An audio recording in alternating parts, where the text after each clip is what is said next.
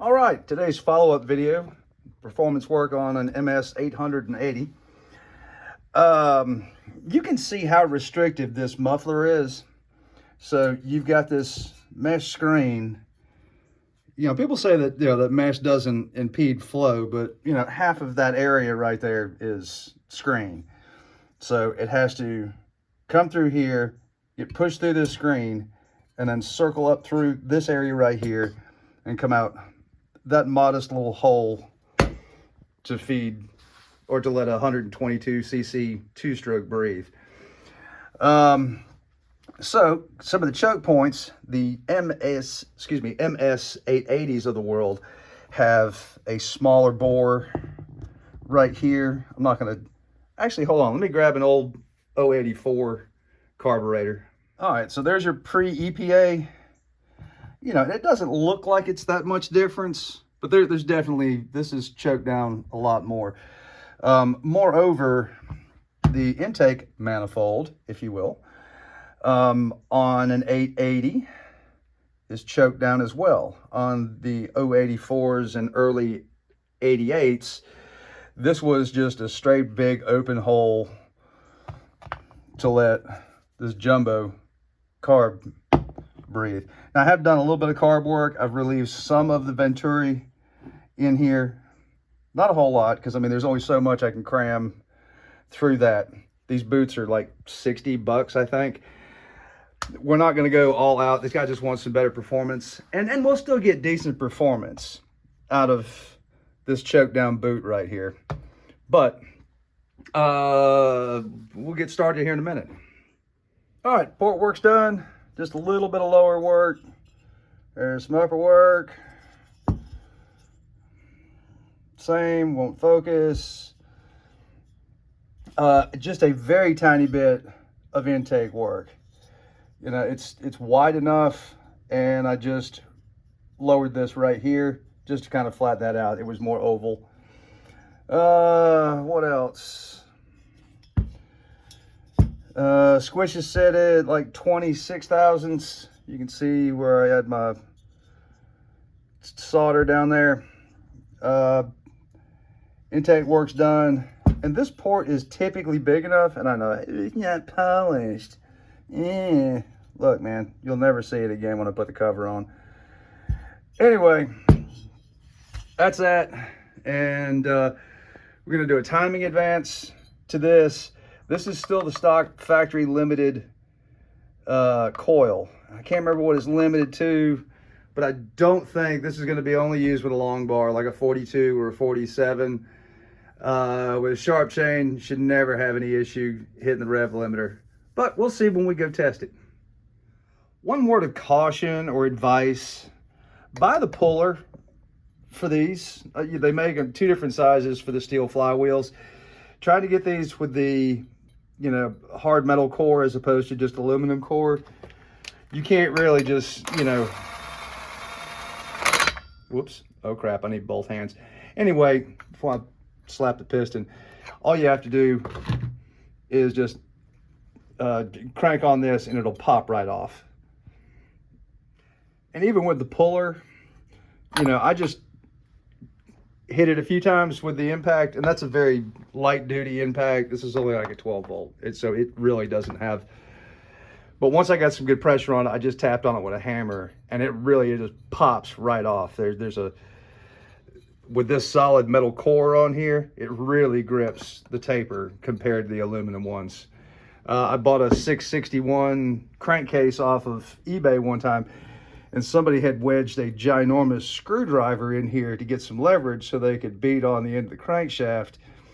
And they drove it down in so deep that they ruined the pocket for the seal, which was awful nice of them. Buy the tool. Here's how I do it. I just pinch the Woodruff key in there, and then you measure it. These are usually about 78 thousandths thick. I take 30 off the key, measure it, make sure it's nice and straight, and then call it good.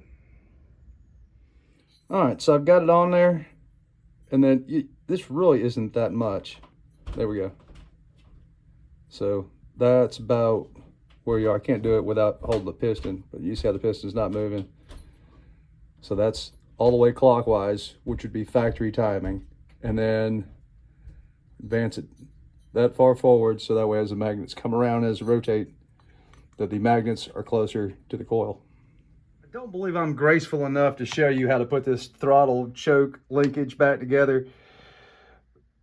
So the first thing you have to catch is there's a middle spring underneath there. That's for your kill switch. So your choke rod has to go up and under, and then you have to slide on this. That goes to your trigger, that goes to your throttle, and then slide the last one on. That goes to your choke butterfly.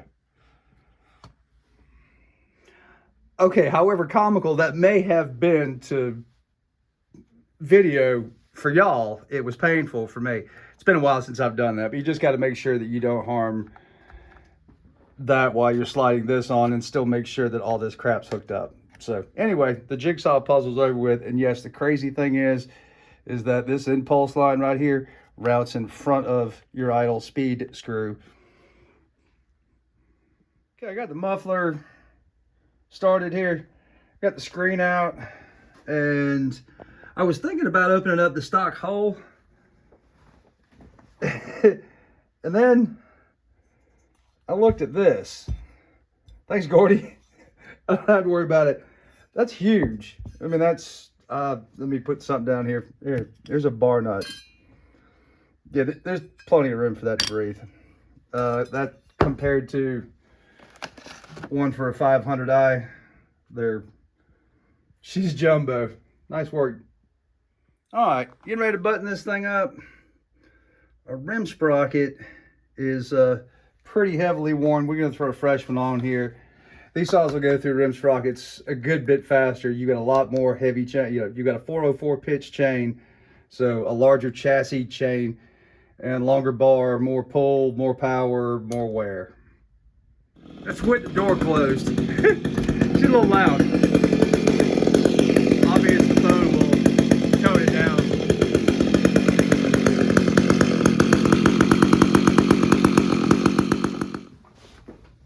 All right, well, I'm pretty happy. Just a rough tune outside, no wood. Let's take this up to the wood yard and we'll put this thing in something substantial. There is a stock video of this that I made, I don't know, week and a half ago or something like that. So it's got a tear down inspection and everything else. So let's go take this boat anchor that's got some throttle response now and some giddy up and go run it.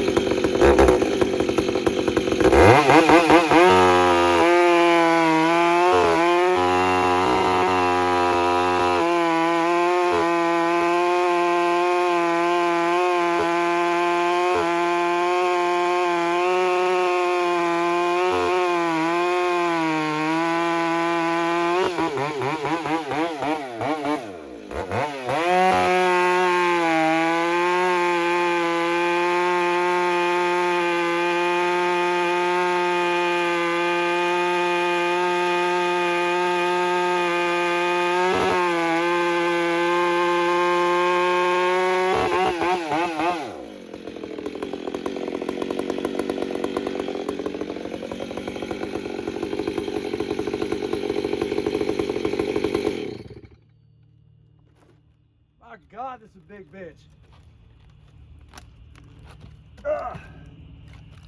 That's a huge bitch.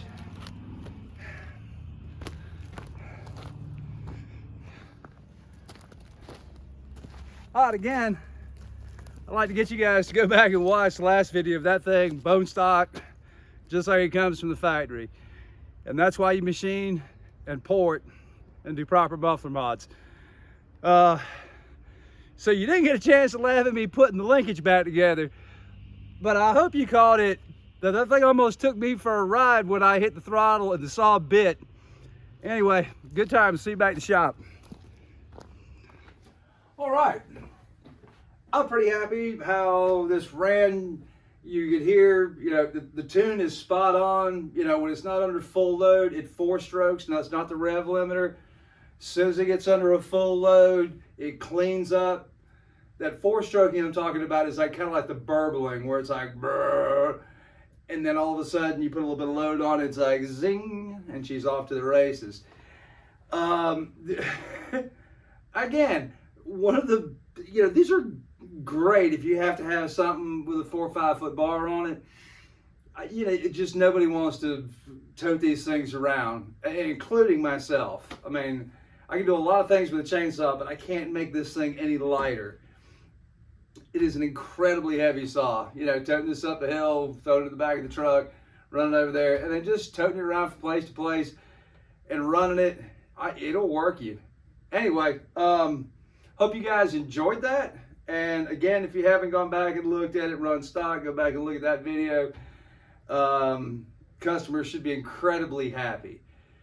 And that is also consistent with just about everybody. I've never met anybody who bought it in an 088, 880, 881 and said, man, this thing's awesome. They pull the trigger, throw it in the wood, and it just is unimpressive. With some performance work, obviously it's a whole different beast. This thing really has great throttle response. It runs like, you know, a 90, you know, an 80 or 90 cc saw that's capable of a lot more now. You know, the manufacturers have to meet a bunch of criteria to sell these, noise-wise, emissions-wise, and everything else, and that's why these are so choked down. Enough about that. Y'all have a great day. I will see you on the next one.